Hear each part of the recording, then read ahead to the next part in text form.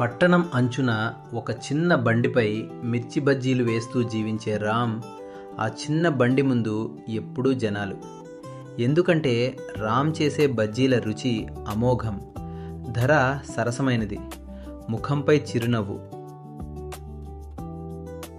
రామ్ ఉదయం 5 గంటలకు లేచి కూరగాయ మార్కెట్కి వెళ్ళేవాడు. అతడి వ్యాపారం చిన్నదే అయినా అతడి నిజాయితీ, శ్రమ మాత్రం పెద్దవి. కానీ లాభం మాత్రం తక్కువ.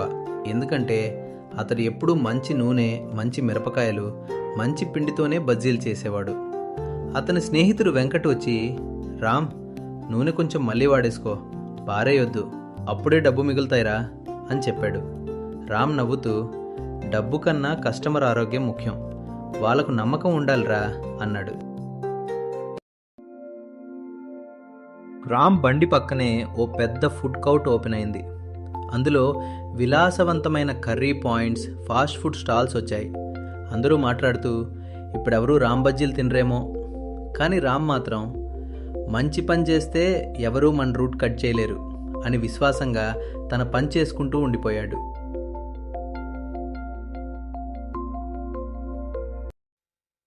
కొన్ని రోజులు గడిచాయి. హోటల్ ఫుడ్ కౌట్లో తింటున్న వారిలో చాలామంది అనారోగ్యంతో లావుగా అయ్యారు. అసంతృప్తిగా రామ్ బండికి చేరారు. రామన్న, అక్కడ తిండి తినడం వల్ల అనారోగ్యం పాలేమో, ఇక మీదట మేము నీ దగ్గరే తింటాం. ఒకరోజు ఫుడ్ కౌట్ యజమాని రామ్ దగ్గరకు వచ్చాడు. అతను రామ్ బజ్జీ తిని ఆశ్చర్యపోయాడు.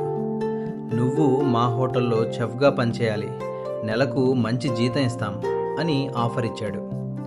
రామ్ ఒక క్షణం ఆలోచించి, సార్, మీ ఆఫర్కు ధన్యవాదాలు, కానీ నేను నా స్వేచ్ఛ, నా కస్టమర్లు, వాళ్ళ ప్రేమ వదులుకోలేను. నాకెంతో గౌరవం ఇచ్చే ఈ బండి, ఇదే నా కల అని చెప్పాడు. రోజులు గడిచాయి. రామ్ మిర్చి బజ్జీ పట్నంలో ప్రసిద్ధమైంది. నిజాయితీ, నాణ్యత, కష్టపడి పనిచేయటం ఎప్పటికీ ఓడిపోవు. మనసుతో పనిచేస్తే చిన్న వ్యాపారం కూడా పెద్ద విజయాన్ని ఇస్తుంది.